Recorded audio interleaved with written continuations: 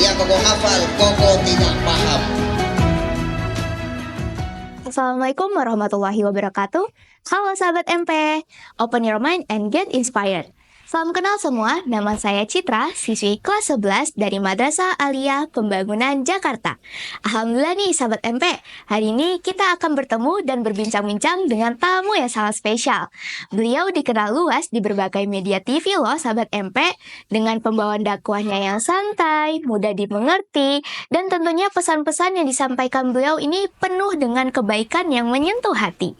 Beliau juga sering memberikan nasihat-nasihat dengan cara yang ringan nih, tetapi tetap menginspirasi bagi semua kalangan, terutama bagi kita nih para pelajar, untuk selalu berbuat baik dan menjaga nilai-nilai positif dalam kehidupan sehari-hari.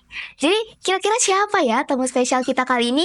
Jadi tamu spesial kita kali ini adalah Ustadz Haji Muhammad Usman Ansori SK MA Al-Hafiz, yang akrab disapa sebagai Ustadz Kokolim. Langsung saja yuk kita sambut Ustadz Kokolim. Ya, assalamualaikum. Waalaikumsalam warahmatullahi wabarakatuh Ustadz. Ini Homa Dinda. Ya. Alhamdulillah. Selamat datang ya Ustadz di Madrasah dan Sekolah Islam Pembangunan Yayasan Syarif Hidayatullah Jakarta Ustadz. Terima kasih banyak Ustadz atas kesediaannya untuk hadir di sini hari ini. Sebelum perkenalkan Ustadz, nama saya Citra, siswi kelas 11 dari Madrasah Aliyah Pembangunan Jakarta. Iya Ustadz. Ustadz, sebelumnya apa kabar nih Ustadz? Kabar baik, alhamdulillah. Alhamdulillah, senang sekali mendengar kabar baik dari Ustadz.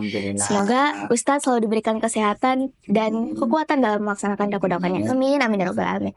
Nah, Ustadz, di tengah-tengah kesibukannya Ustadz udah menyempatkan hadir di sini, dan tentunya kehadiran Ustadz pasti sangat berarti nih bagi kami dan para sahabat MP yang sedang menonton video kali ini. Nah, Ustadz, kalau boleh tahu, selain mengisi kegiatan ceramah nih Ustadz, biasanya kegiatan apa lagi nih yang Ustadz lakukan gitu? Nih, kegiatan Koko itu semuanya berkaitan sama agama, ya. Satu, Koko juga sebagai dosen juga di di GC Business School, ya. Tapi dosen-dosen terbang aja ya. Lalu yang kedua, sebagai pembimbing travel haji umroh di Indonesia. Tapi rata-rata semuanya travel yang berizin Kemenang RI. Yang ketiga sekarang yang sangat super sibuk adalah membangun pondok pesantren modern dan tafsir Al-Quran yang ada di Bandung Selatan. Ya, nah kegiatan itu dakwah yang spesial itu adalah safari dakwah. Karena zaman sekarang ini dakwah itu tidak bisa dengan cara menunggu undangan. Betul. Tapi kita yang menjabarkan tim. Hari ini Koko masuk ke Makassar rumahnya. Jadi sebulan sebelumnya tim sana sudah bergerak. Silaturahmi ke masjid, nanti ada mekanisme. Jadi intinya kita menjemput bola. Itu kegiatan gue yang paling dahsyat ya. Selain itu Koko punya bisnis yang lain-lain seperti buka restoran. Masya Allah. Ya, benar-benar menirulah seperti dakwahnya Rasulullah. Masya Allah. Sampai kita berniaga kepada manusia, juga berniaga kepada Allah.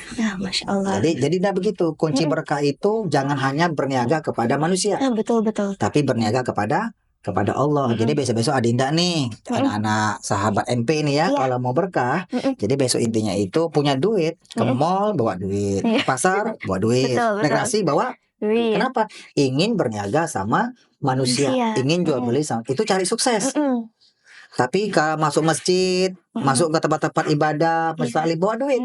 Kenapa? Ingin berniaga kepada Allah. Minimal itu nanti bawa duit, bantu itu masjid, bantu majelis taklim, infak sedekah kan? Itu berniaga kepada Allah, cari berkah. Ya, Masya Allah. Ustadz Kokolim ini sangat bermanfaat bagi sesama juga, kepada Allah juga ya Ustadz. Amin, amin ya rabbal alamin. Nah Ustadz, bagaimana sih kesannya Ustadz diundang kembali dan mengisi acara kembali nih di Madrasah dan Sekolah Islam Pembangunan Jakarta ini? Koko ini alumni dari PT IKI. PT IKI itu adalah perguruan tinggi Al-Quran. Sekarang perguruan sudah berubah jadi universitas. Letaknya di Pasar Jumat, ya kan? Nah, sahabat-sahabatku juga di IKI, ya kan? Jadi sama UIN itu sangat bertetangga sekali. Aku lama sekali di dekat daerah Ciputat ini ya, punya adik di Kampung Hutan. Di MP ini pun ada sahabat Koko. Pesan Koko ini adalah sekolah-sekolah Islam, maksudnya yang tidak pesantren ya. Kalau pesantren itu kan mereka harus tinggal di asrama. Iya, betul. Sini nggak tinggal di asrama kan, tidak kan? Enggak. Tapi salah satu sekolah Islam yang terbaik di Indonesia, salah satunya adalah Madrasah Pembangunan ini. Masya Allah, alhamdulillah. Satu anak-anak ketika dapatkan tausiah mereka nyambung. Kenapa? Karena sehari-hari mereka bergerak sama ilmu agama. Betul. Maka kunci keberkahan itu, orang tua kalau mau punya anak yang berkah, anak yang berkah itu bukan hanya memberi kebahagiaan orang tuanya ketika di dunia, tapi kalau anak yang berkah, nanti dia akan memberi kebahagiaan kepada orang tuanya. Satu, ketika orang tuanya hidup di dunia, sampai nanti masuk alam kubur, sampai nanti alam akhirat. Itu anak yang berkah. Caranya, letakkan dari mereka sekolah-sekolah yang Islam, dari SD sampai kalau bisa aliyah lebih cakep. Tapi sekolah-sekolah Islam. Bisa di pesantren bagus, minimal sekolah-sekolah Islam seperti Madrasah Pembangunan, gitu ya. Tapi kalau mau sekolah-sekolah yang elit-elit tinggi nggak kenal agama, kuliahnya luar negeri, nggak punya basic agama, nanti jadi anak yang sukses. Sukses doang dia. Dia mau mobil, hartanya banyak dikasih. Tapi ketika orang tuanya meninggal, nggak bisa beri kebahagiaan, nggak bisa baca doa, nggak bisa baca Quran. Ini baru dalam kubur, belum nanti lagi di alam akhirat. Jadi punya anak cuma anak yang sukses. Tapi kalau anak sekolah-sekolah Islam seperti Madrasah Pembangunan, insya Allah punya anak yang berkah. Masya Allah. Oke, Ustadz, bagaimana sih menurut Ustadz peranan dari madrasah dan sekolah Islam itu, Ustadz? Peranan dari sebuah sekolah ya, dunia pendidikan itu ya, satu adalah contoh akhlak Nabi Muhammad. Satu memberikan suri tauladan yang baik. Itu aja. Memberikan suri tauladan yang baik, itu salah satu akhlak. Sehebat apapun sekolah itu, tapi kalau murid-murid tidak berakhlak, kok anggap sekolah itu adalah gagal total. Kenapa? Karena nggak berakhlak. Orang yang tidak berakhlak, orang tak berilmu, tak berakhlak, lebih baik dia daripada orang yang berilmu tapi tak berakhlak. Betul. Sekarang ini banyak orang bertitel tapi tak berkualitas, dan banyak orang berkualitas tapi tak bertitel. Ya, bukan arti yang bertitel tak berkualitas, tidak. Tapi ini jangan ketika kita punya titel, nggak punya titel, kita saling merendahkan. Kenapa? Orang tak bertitel pun, pesantren-pesantren banyak ulama tak bertitel, tapi mereka lebih berakhlak, lebih ilmunya luar biasa. Masya Allah. Nomor satu adalah akhlak. Kenapa? Karena fitnah dunia sekarang ini, zaman digital ini, ya kan, gelar semakin tinggi, tetapi akal sehat semakin rendah.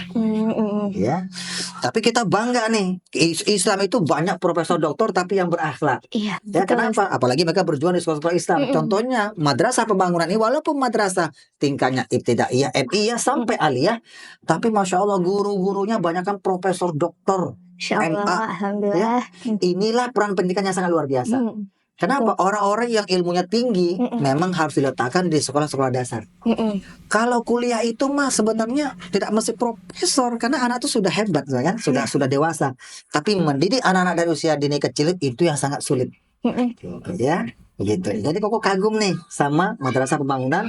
Banyak guru-gurunya semuanya bertitel akademis yang luar biasa. Masya Allah. Ustadz, jadi kan di acara di madrasah dan sekolah pembangunan kita ini udah ada kegiatan maulid gitu ya, untuk memperingati hari kelahiran Rasulullah SAW. Nah, kira-kira Ustadz, apa sih nih pendekatan yang bisa dilakukan oleh generasi muda biar mereka ini mengikuti kegiatan tersebut itu bukan sebagai formalitas aja nih Ustadz, tapi mereka mengikutinya hingga bisa menyentuh hati gitu, pola pikir mereka juga. Itu kira-kira gimana? Jadi begini ya, jadi ketika kita memperingati Hari Besar Islam itu harus diperingati. Salah satunya ada Muharram, pergantian tahun baru Islam. Kedua, Maulid Nabi ya.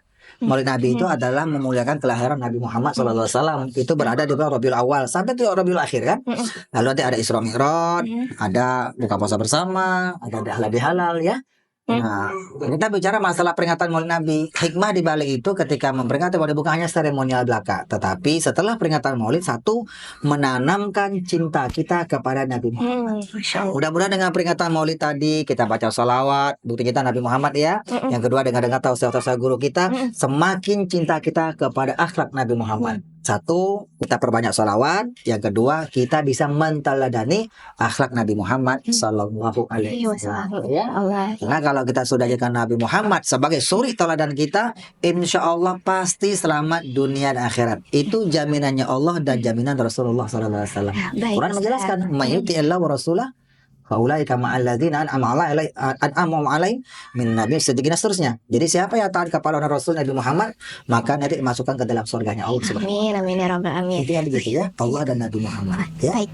Jadi mereka bukan hanya sebagai mengikutinya aja, tapi menerapkan juga akhlak-akhlaknya, suri tauladannya gitu ya Ustadz. Nah, Ustadz, mohon izin nih Ustadz, kami sedang dalam proses penerimaan calon peserta didik baru nih Ustadz.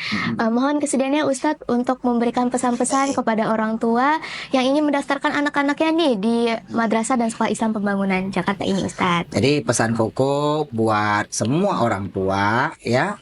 Di sini itu ada sahabat Koko presenter TVRI, namanya Ibu Lisfi Revina. Ini peserta terbaik salah satu ada TVRI. Anaknya pun 2 orang disekolahkan di Madrasah Pembangunan. Masya Allah. Ya, beliau tahu kalau anak nggak mau di pesantren, minimal letak di sekolah-sekolah Islam. Salah satunya Madrasah Pembangunan.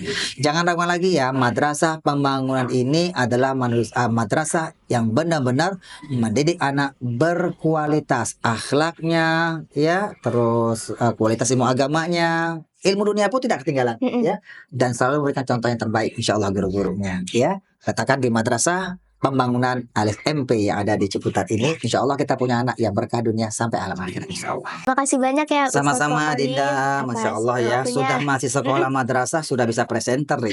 Masya Ini Allah. sekolah yang mendidik anak-anak berkualitas, insya Allah. Ya. Ya. Terima kasih banyak ya Ustadz ya. Terima kasih adik-adik Terima kasih, semuanya. Ustaz. Barakallah fi kulli hal ya. Ikan Eropa, ikan Selat Selatan. Sampai jumpa di lain Waktu. kesempatan. Amin, Ya, amin, rabbal ya. alamin ya. Ikan cucuk, ikan tenggiri, ikan tongkol, ikan bawal. Cakep. Itulah nama-nama ikan. Assalamualaikum Ya, warahmatullahi wabarakatuh. Sahabat MP, jangan lupa ya, tepatnya hari ini, hari Selasa, tanggal 29 Oktober 2024, di perayaan Hari Maulid Nabi Muhammad SAW, Madrasah dan Sekolah Islam Pembangunan Jakarta telah membuka penerimaan calon peserta didik baru PPDB tahun pelajaran 2025-2026.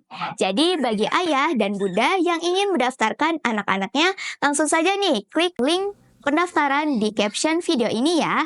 Nah, sahabat MP, tidak terasa nih kita sudah berada di penghujung acara. Bagaimana seru dan sangat menginspiratif, bukan? Terima kasih banyak kepada sahabat MP yang telah menyimak videonya dari awal hingga akhir. Semoga video kali ini bisa bermanfaat bagi sahabat MP ya. Sampai jumpa di video berikutnya. Open your mind and get inspired. Wassalamualaikum warahmatullahi wabarakatuh.